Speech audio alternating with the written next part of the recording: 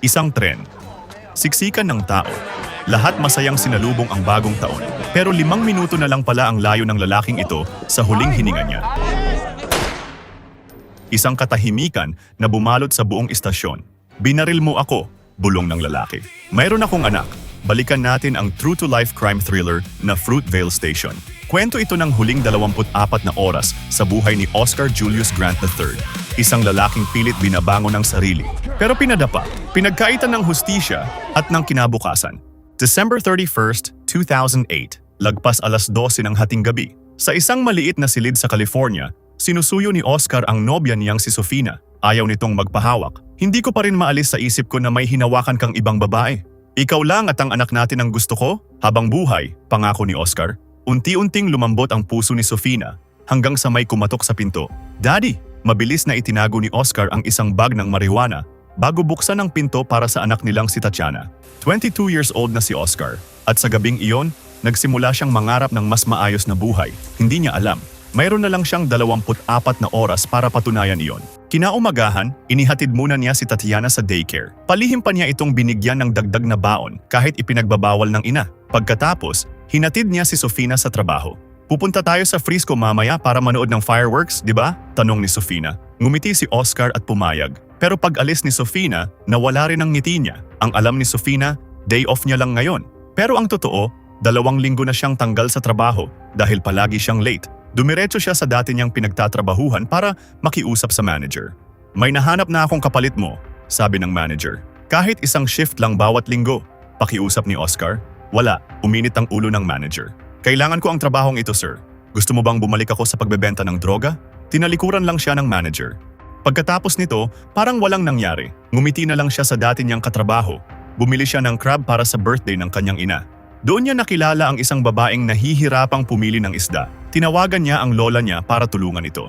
Salamat. Ako nga pala si Katie, nakangiting sabi nito. Ako si Oscar. Happy New Year. Isang simpleng kabutihang loob. Hindi niya alam.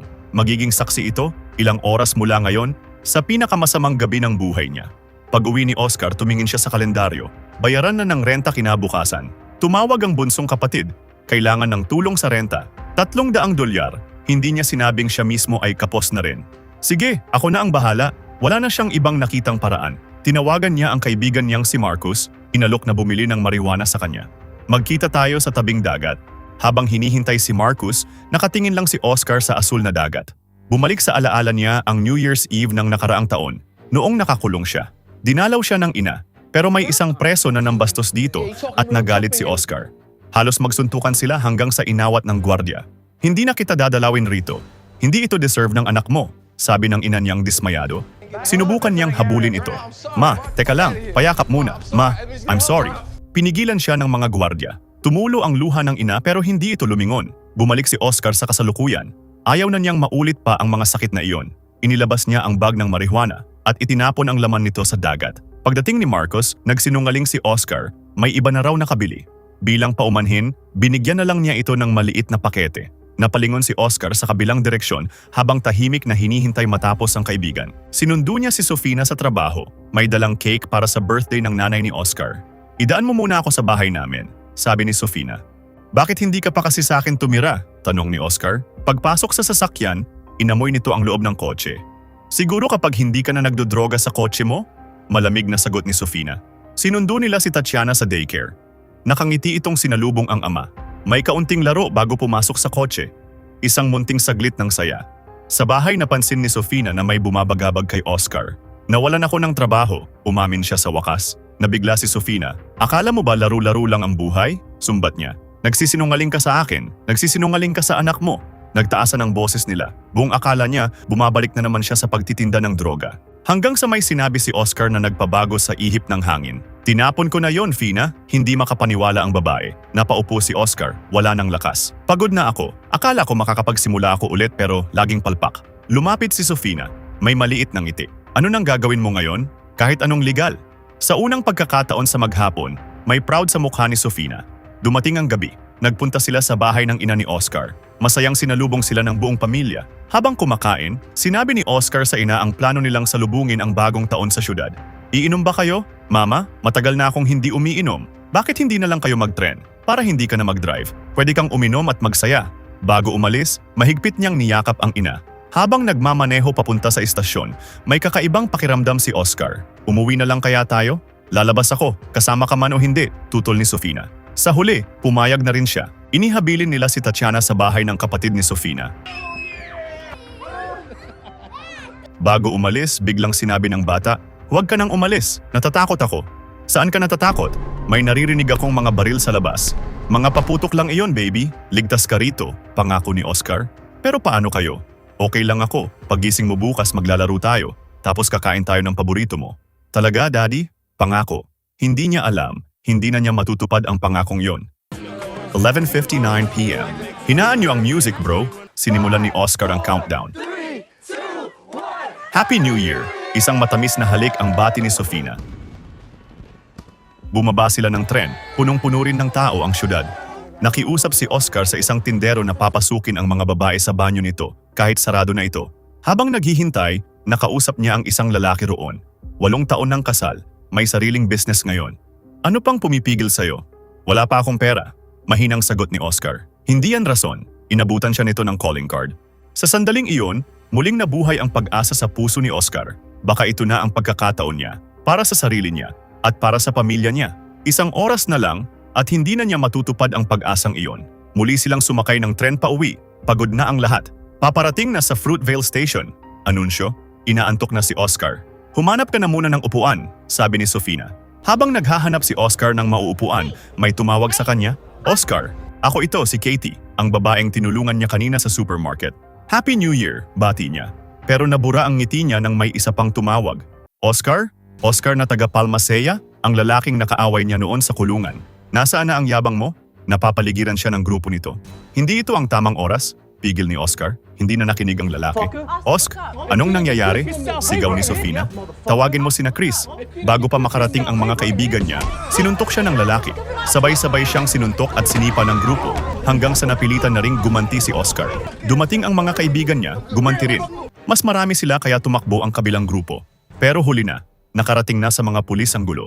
"Kailangan na nating bumaba," sabi ni Oscar. Alam nilang sila malamang ang unang pagbibintangan dahil sa kanilang kulay. Pagbaba nila, naroon na agad ang mga pulis.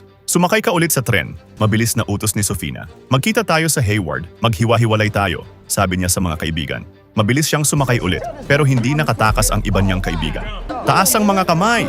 Humarap kayo sa pader!" Isa-isang itinulak ng mga pulis ang grupo. Hindi siya makababa para tulungan sila. Napalingon ang hepe sa tren. Lahat ng kasali sa gulo bumaba! Lalo pang nagtago si Oscar sa likod ng mga pasahero. Umakyat ang hepe, agad siya nakita. "Ikaw, bumaba ka!" "Wala akong ginagawa, sir," depensa niya. Hinablot siya ng pulis sa ulo at sa pilitang hinila palabas. Marahas siyang itinulak papunta sa mga kaibigan niya. "Aarestuhin mo kami? Wala naman kaming ginagawa," reklamo ni Oscar. "Nasan pa ang iba niyong kasama?" "Wala na kaming ibang kasama." Pero nakita ng isang pulis ang isa pa nilang kaibigan. Bigla itong tinuhod sa sikmura. "Huwag niyo siyang saktan," tinutukan sila ng baril. Alam ni Oscar na lalo lang silang mapapahamak kapag lumaban. Sinubukan niyang pakalmahin ang mga kasama niya. Pumagitna siya sa kaibigan niya at sa babaeng pulis. Biglang lumapit ang hepe at sinuntok siya. Napaupo si Oscar sa sahig. Marami ng tao ang nagre-record. Nag-aalala pero takot makialam. Inilabas ni Oscar ang cellphone. "Ibaba mo yan," utos ng pulis. Nakatutok pa rin ang baril. Ipinagpatuloy niya ang pagre-record. "Bakit? Anong tinatago niyo?" Tumawag si Sofina. "Nasaan ka na? Narito kami sa Fruitvale. Hinuli nila kami at sinasaktan." "Patayin mo iyang phone mo!" banta ng pulis. "Magkikita tayo mamaya, okay? Mahal kita." Tuluyang pinatay ang tawag. Tumayo si Oscar para magpaliwanag. Agad siyang itinulak ng mga pulis. "Hindi nila tayo maaaresto. Wala naman tayong ginawa," sabi niya. "Talaga ba?" Hamon ng hepe. "Pusasan niyo ang dalawang yan. Gusto lang naming umuwi, sir," pigil ni Oscar. "Dapat naisip mo yan bago ka nagyabang." Naubos na ang pasensya ni Oscar. Nagsalita siya ng masakit. Dinamba siya ng isa pang pulis. Pinadapa siya at pinusasan ang mga kamay sa likod, idiniin sa sahig. Ipinatong pa ng hepe ang tuhod sa ulo niya. Naging marahas na ang mga pulis. "Bitawan niyo siya!" sigaw ng mga kaibigan niya. Nagsimula ng umalma pati ang mga tao sa paligid. Lalong tumaas ang tensyon. Hanggang sa isang putok ng baril ang nagpatahimik sa lahat. Nanlaki ang mga mata ni Oscar. Dahan-dahan siyang lumingon. May dugo na sa bibig. "Binaril mo ako," mahina niyang sabi. Mayroon akong anak. Anong ginawa niyo? Wala siyang kasalanan. Sigaw ng kaibigan ni Oscar. Napahawak sa bibig ang pulis na bumaril. Parang hindi rin siya makapaniwala sa nangyari. Pero agad kumilos ang hepe. Dalhin niyo na ang mga yan sa presinto. Dahil maraming tao ang nakakita, hinampas ng mga pulis ang gilid ng tren. Paandarin niyo na ito sa labas ng estasyon. Narinig ni Sofina ang putok ng baril. Lalong tumaas ang kaba. Naiwang mag-isa si Oscar kasama ang mga pulis. Malubha ang tama niya. Tinanggalan ng wallet at posas. Lumuhod ang hepe. Kumapit ka, sabi nito. Iisa lang ang paulit-ulit na sinasabi ni Oscar. Binaril niya ako. May anak ako. Sa ibaba, hindi na mapakali si Sofina. Dumating ang isang ambulansya. Para kanino iyan? Walang sumasagot. Lumabas ang mga pulis, bit-bit ang mga kaibigan ni Oscar. Binaril nila si Oscar. Binaril nila sa likod ng walang dahilan. May malay pa si Oscar nang dumating ang mga rescuer. Naririnig mo ba kami? May anak ako, mahina niyang sagot. Nilapatan siya ng first aid, isinakay sa stretcher. Halos gumuho ang mundo ni Sofina nang makita siya. Anong ginawa niyo sa kanya? Pinatay niyo ba siya? Sinubukan niyang lumapit, hindi siya pinayagan. Wala na siyang nagawa kundi panoorin ang papalayong ambulansya. Tinawagan niya ang ina ni Oscar. Wanda, binaril nila si Oscar. Buhay siya pero nakapikit ang mga mata niya. Nangingilid ang luha ni Wanda pero pinilit niyang magpakatatag. Papunta na ako. Sa ospital, nasa ICU na si Oscar. Tahimik silang naghihintay sa labas. Dumating ang iba pang kaibigan mula sa presinto. Galit na galit, niyakap sila ni Wanda at pinakalma. Kailangan nating maging positibo para kay Oscar. Magiging okay siya. Iba ang pakiramdam ko, sabi ni Sofina. Lumabas ang doktor. Na-stabilize na namin siya pero critical pa rin ang kondisyon. Malala ang pagdurugo. Kinailangang tanggalin ang kanang baga. Nakakabit siya sa breathing machine pero hindi pa rin mapigilan ang pagdurugo sa loob ng katawan. Pero kakayanin niya, hindi ba? Tanong ni Wanda. Gagawin namin ang makakaya namin, sabi ng doktor. Magdamag silang naghintay. Paulit-ulit silang nagdarasal. Sa muling pagbukas ng pinto, kinabahan ang lahat sa ekspresyon ng doktor. Hindi na niya kinaya. Napahagulhol si Sofina. Kailangan ko siyang makita, sabi ni Wanda. Bawal siyang lapitan o hawakan. Itinuturing na homicide ang kaso. Sinamahan siya ng nurse sa morgue. Ako ang nagsabing sumakay siya sa tren. Hindi ko alam na sasaktan nila ang baby ko. Mag-isang sinundo ni Sofina ang anak. At narinig niya ang tanong na lalong wawasak sa kanyang puso. Nasaan si Daddy? Kahit walang sinasabi ang ina, tila alam na ni Tatiana ang sagot. Pagpasok ng taong 2009, sinalubong ng sunod-sunod na riot at protesta sa Bay Area, California. Maraming lumabas na video evidence, kasama na ang cellphone footage ni Katie at ng iba pang pasahero sa tren sa ginawa ng mga pulis kay Oscar. Ito ang mismong video na kumalat noong 2009 at nagpaalab ng galit sa buong bansa. Kalaunan, bumaba sa pwesto ang general manager at ang hepe ng pulisya ng istasyon.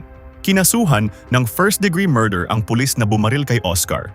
Ayon sa kanya, napagkamalan niya raw na taser ang baril. Nahatulan siya ng 2 taong pagkakakulong, pero nakalaya rin siya matapos lang ang 11 buwan. Tuwing bagong taon, may mga taong nagtitipon pa rin sa harap ng Fruitvale Station upang alalahanin si Oscar. Patuloy silang humihingi ng hustisya, kapalit ng isang buhay na maagang nawala at sa kabila ng kahit anong dahilan, hindi na kailanman maibabalik.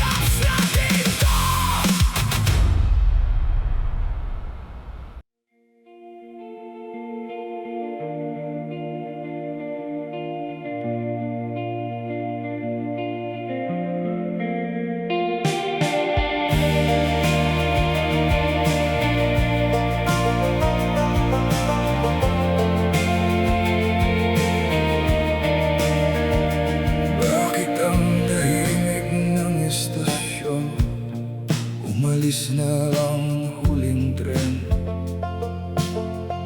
Ako lang ang naiwan dito, kasama ang mga alaala natin. Amoy ng ulan sa hangin, malamig ang bakal sa kamay. Bawat yabag na naririnig, akala ko ikaw na ang sakay. Pinikit ko ang mga mata, baka sakaling bumalik ka. Pero dumaan lang ang hangin. Bakit ang bilis mong nawala? Ako'y naiwang mag-isa. Bawat tren na dumadaan, ikaw pa rin ang hinahanap. Bakit ang bilis mong nawala? May mga salitang naiwan sa labi,